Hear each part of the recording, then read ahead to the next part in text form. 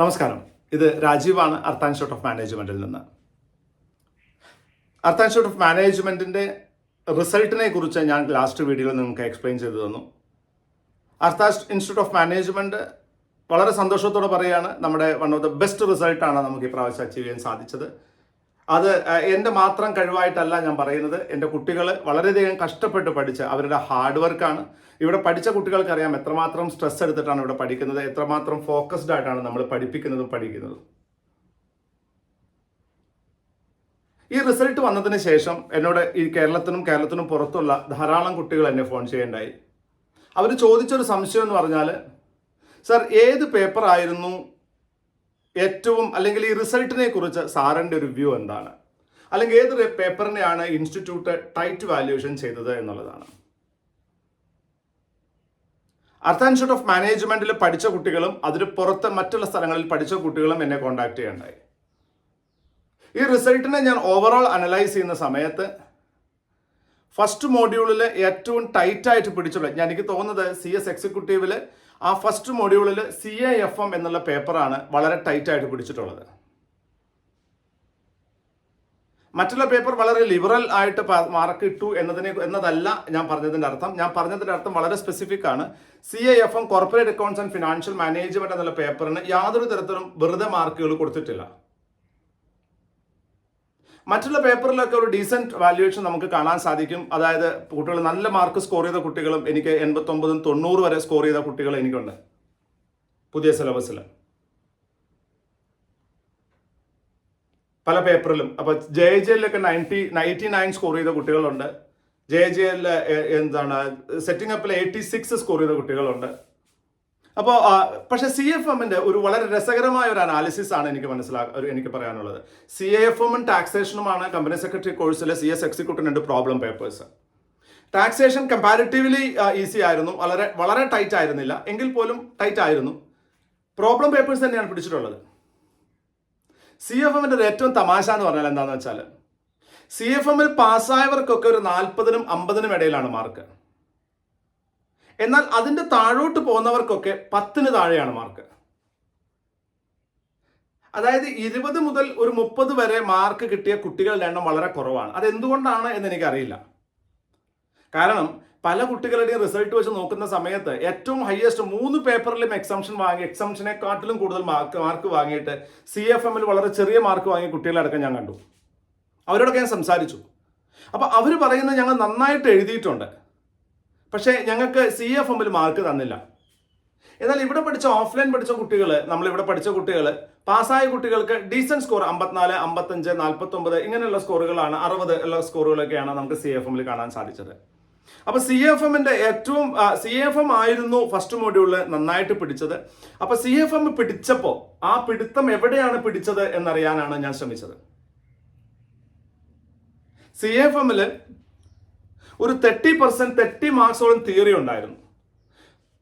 പല കുട്ടികളും ഒരു അളവ് ഈ MCQവിൽ നിന്ന് പ്രോബ്ലം പേപ്പറിലേക്ക് വന്നപ്പോൾ, അല്ലെങ്കിൽ ഡിസ്ക്രിപ്റ്റീവ് പേപ്പറിലേക്ക് വന്നപ്പോൾ, ഈ തിയറി ക്വസ്റ്റ്യൻസ് ആൻസർ ചെയ്യുന്നതിൽ അല്ലെങ്കിൽ ഒരു ഹെസിറ്റേഷൻ കാണിച്ചു പോയി എന്നൊരു സംശയമുണ്ട്. കാരണം ഞാൻ ചോദിച്ച പലരും പറഞ്ഞത്, സാർ ഞങ്ങൾ പ്രോബ്ലം ചെയ്ത് സമയം പോയി, അതുകൊണ്ട് ഞങ്ങൾക്ക് തിയറി എഴുതാൻ പറ്റിയില്ല എന്നുള്ളതാണ്.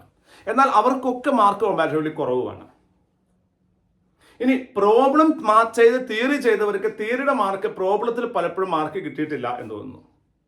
നോക്കൂ, ഒരു കണക്ക് ചെയ്ത് പഠിക്കുന്നതിൻ്റെ ആവശ്യകതയെക്കുറിച്ച് നിങ്ങളോട് റീട്രേറ്റ് ചെയ്യാണ് ഞാൻ. നിങ്ങൾ പുസ്തകം പഠിച്ചാൽ പോരാ, പുസ്തകത്തിലെ എല്ലാ ഇല്ലസ്ട്രേഷനും ചെയ്ത് പഠിക്കണം. അത് വായിച്ചാൽ മനസ്സിലാകണം നിങ്ങൾക്ക്. ഈ പ്രോബ്ലം വായിച്ച് മനസ്സിലാകലാണ് ഏറ്റവും പ്രശ്നം.